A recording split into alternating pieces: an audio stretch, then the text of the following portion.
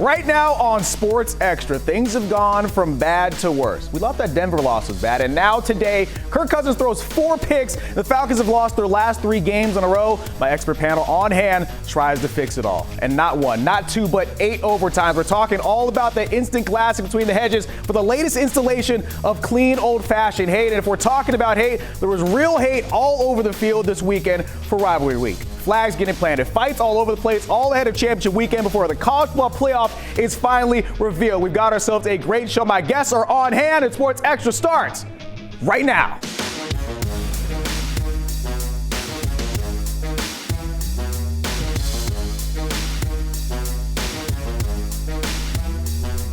Welcome to Sports Extra, everybody. They turned over the keys to your boy Reggie Chatman on a day where turnovers are the story. Too soon, guys? No. Okay, good. All right, awesome. Look, don't blame me. I'm just a chill guy that likes to talk about ball for a living. Let's get right into it, and let me direct your attention to this. Let's start with the good. The Falcons defense came to play today. 5 sacks on Justin Herbert. Before today, they had only 10 all season long, but the bad was really bad. Kirk Cousins tied a career high, and not in a good way. 4 picks in the loss to the Chargers. The Dirty Birds are now 6-6 on the year, and Cousins knows he has to get better.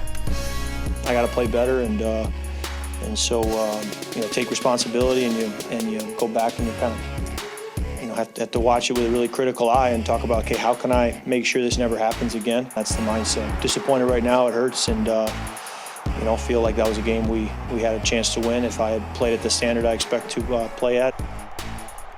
I'm going to take you behind the scenes. So we're sitting here listening to that soundbite. You guys are just shaking your head, just so disappointed. Not happy. No, why should I be happy? 4 interceptions? You got outscored 8-6. Your offense gave them more points than your defense allowed. Come on, man. Not good, guys. This show is all about Big J journalism. I got Jarvis Davis, John Michaels alongside me tonight. And tonight we're going to start our show with an Explain Your Tweet game, because both of you guys are very active on social media. And Jarvis, you had a tweet earlier that I thought was pretty wild. So we're just going to throw it up on her here. I'm just going to show you. Kirk Cousins, Kirk is going to be the death of this team, is what he tweeted. Got a lot of love on social media.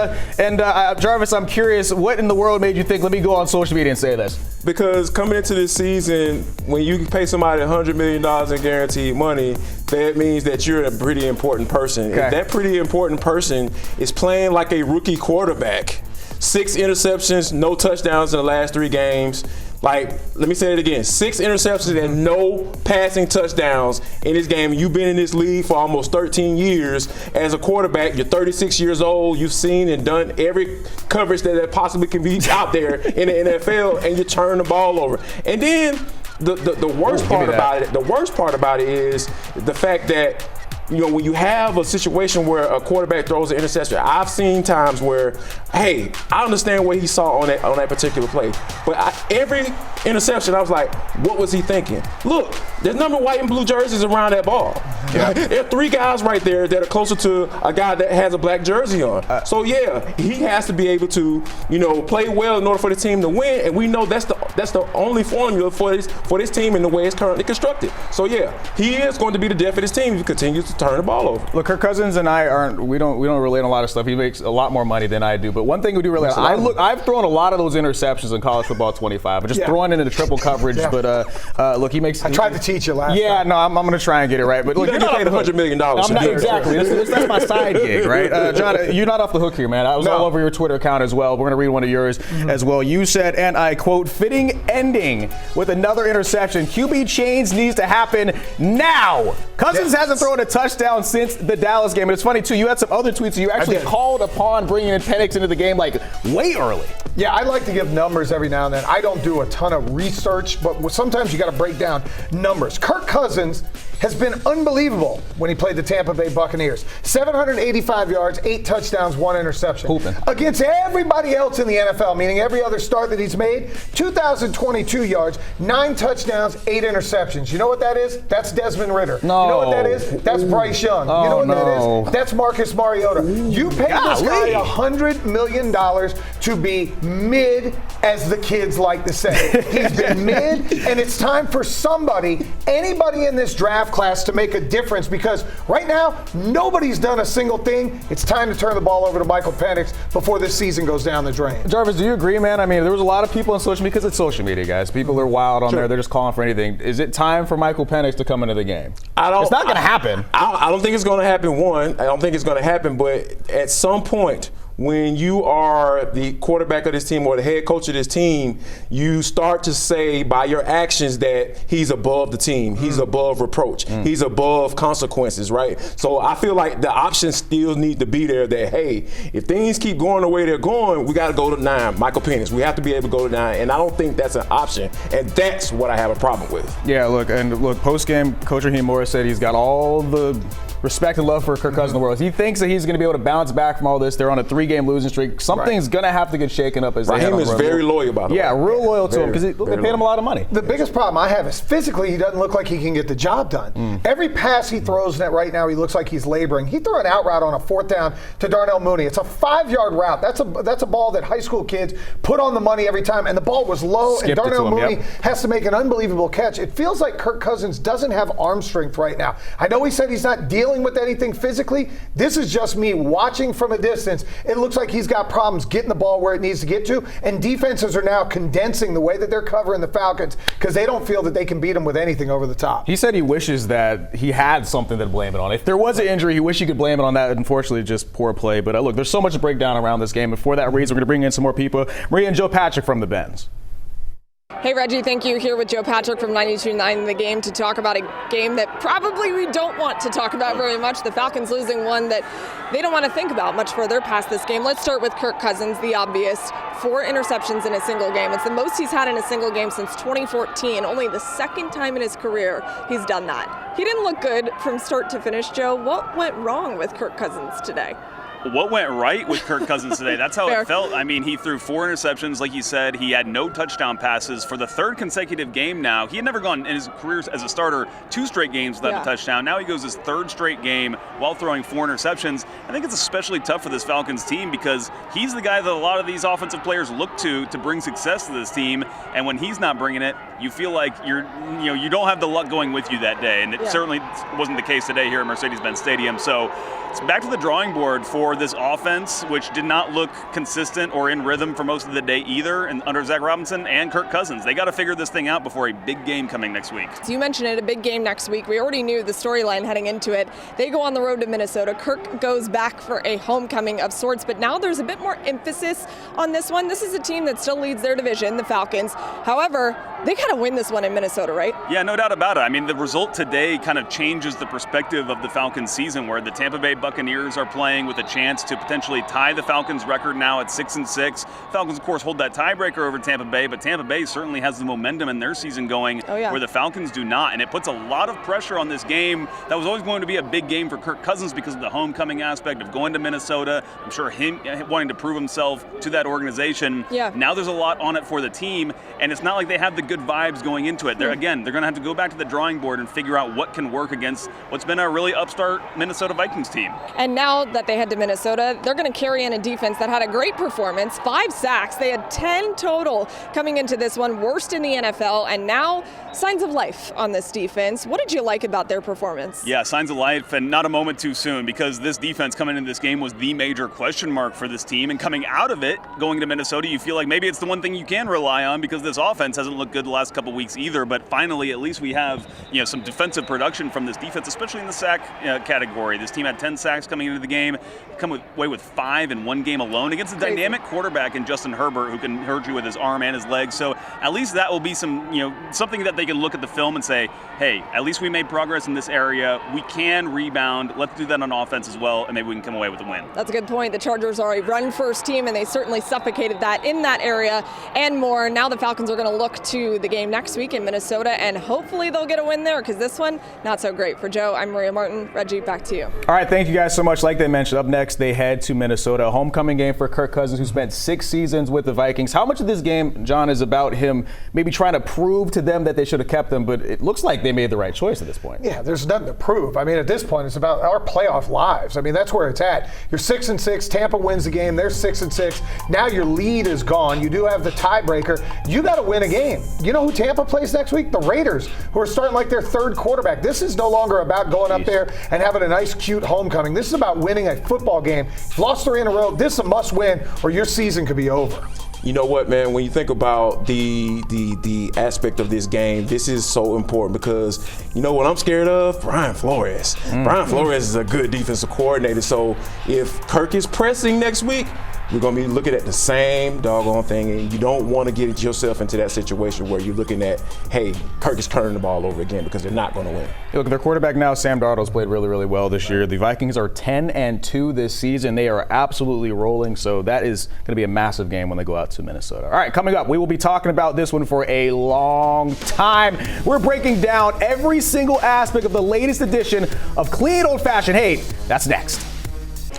Welcome back to Sports Extra, everybody. I'm Reggie Chatman, and welcome back, Clean Old Fashioned Hate. Tech led 17-0 at the half, 27-13 with 6 minutes left before the Dogs came back to tie it and eventually win it on a walk-off 2-point conversion by Nate Frazier in the 8th overtime. Jarvis Davis, John Michaels back in the building with me as we continue after what was the insane spectacle, the longest game in SEC history. And John, my question to you is, was this game more about Georgia overcoming the odds, or just the fact that Georgia Tech has now brought things closer together as a program? Yeah, I think it's what Brent Key and company have done to close this gap. This was not a rivalry 3 years ago. This was a game on whatever, it was Friday or Saturday night that everybody be like, whatever, it's local, we love it.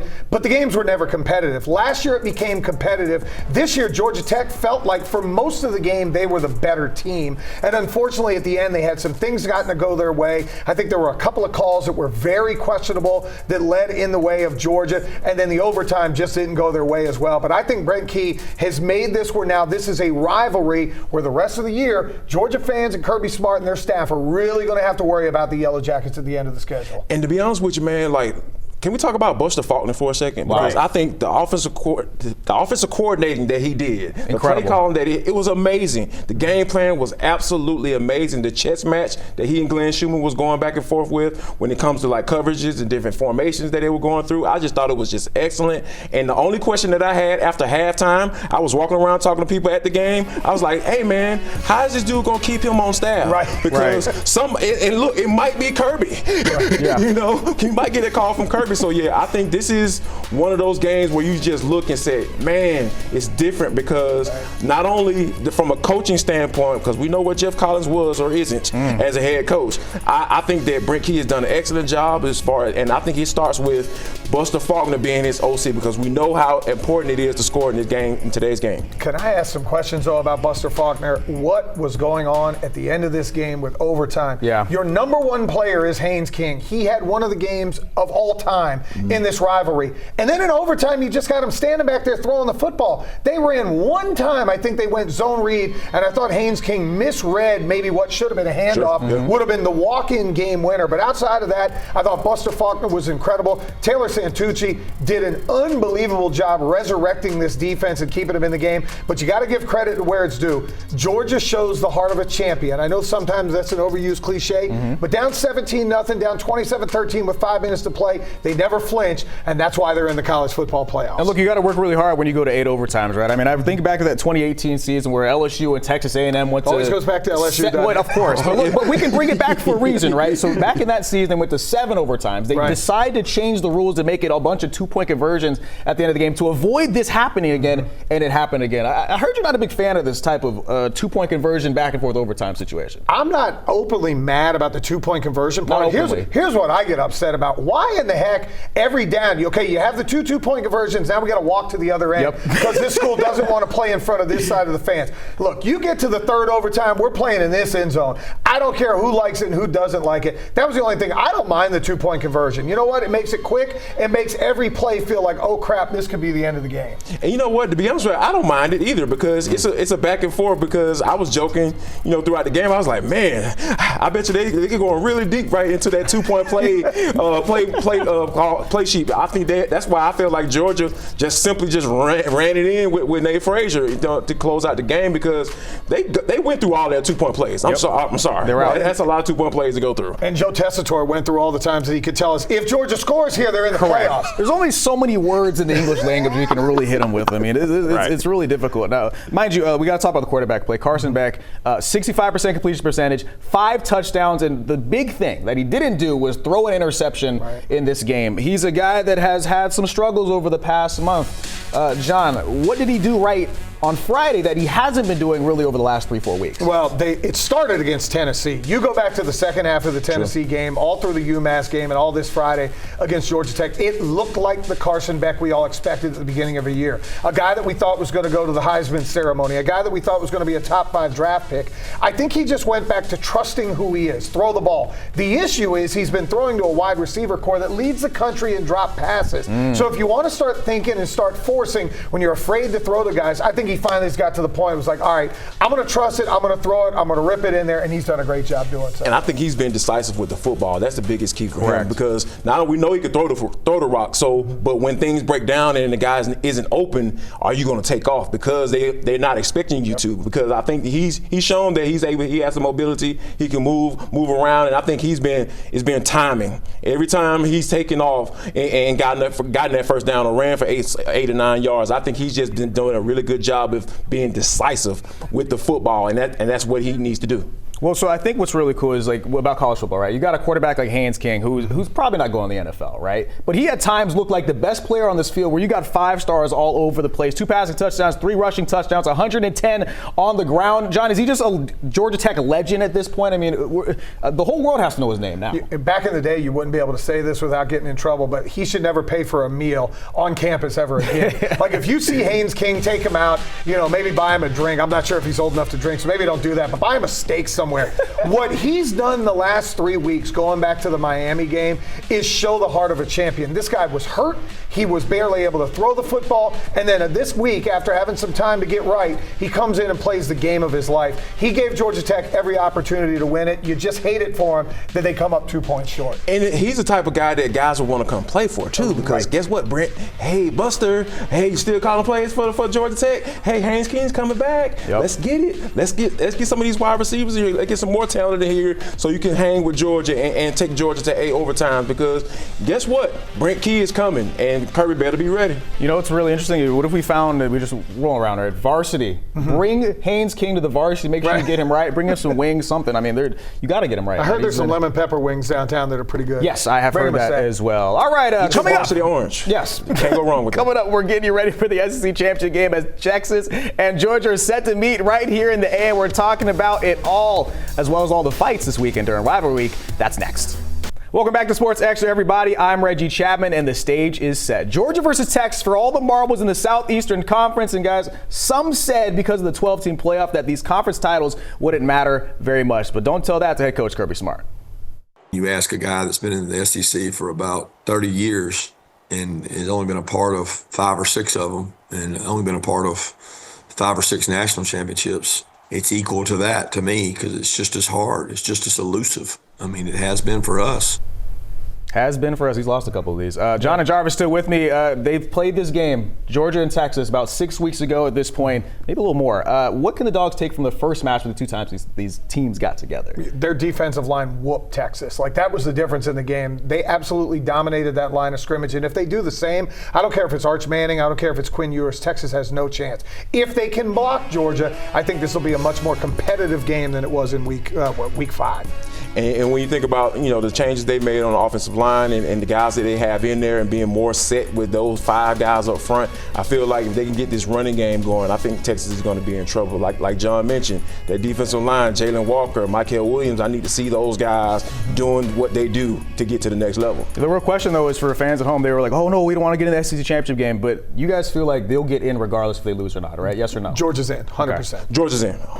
All right, well, everybody calm down. Well. Yeah. Everybody calm down. Yeah. It's all going to be fine. I mean, I can't say State's calm down because there was a whole lot of mess going on this weekend. Rivalry week was crazy. Michigan, Ohio State, Florida State, Arizona State planted the floor at Arizona. They're flying flags. They're planting some. Guys, am I wrong for thinking that this is awesome, that we actually need more of this? I mean, you hear announcers just be like, oh, this is terrible for the game. I like this a lot. Yeah, you know what? You don't want me to plant the flag in the middle of the field? Don't let me beat you.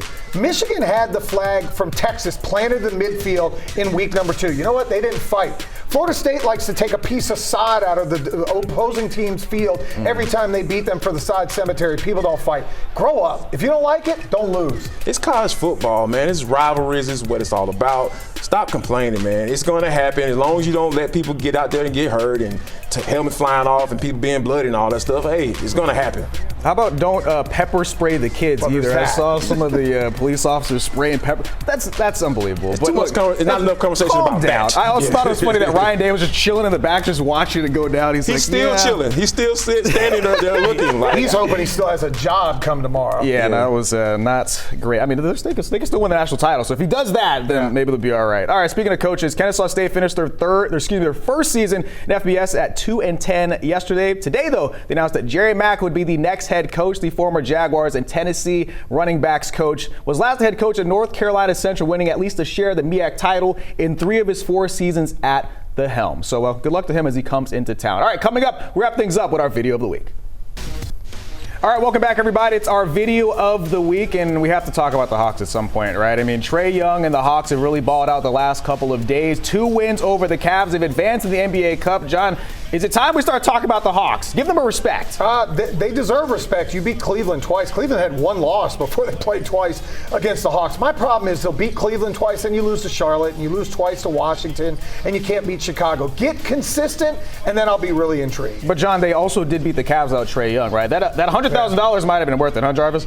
Yeah, man. I mean, my whole thing is stay healthy. That's the thing I got about the Hawks. DeAndre Hunter, who just hit that 3, he is absolutely balling coming off the bench. So, yeah, if they can stay healthy, they can continue to get the consistency. And the key for them is Zachary Richardson. If Zachary Richardson can give you something off the bench, that consistent production, oh my gosh, could be special. But I'm going to hold off on that stuff until they get back to 500. Well, John, I was called a crazy person for this. When they drafted Richardson, I was like, this guy's going to be the next Jason Tatum. I was drinking the Kool-Aid. I was feeling good. Where were you at on Richardson these days? I've been in person. He looks good. Yeah. Jason Tatum might be a little bit of a stretch because you're talking about a star. But if he can be 17 a game in his career, I think he got something really good. I think so, too. They're playing defense now, guys. Isn't that crazy? Yes. Look, it's going to be a crazy week. SEC Championship week here in Atlanta. So much to cover. Thank you guys so much for watching. Thank you guys for coming on. And we'll see you guys next week.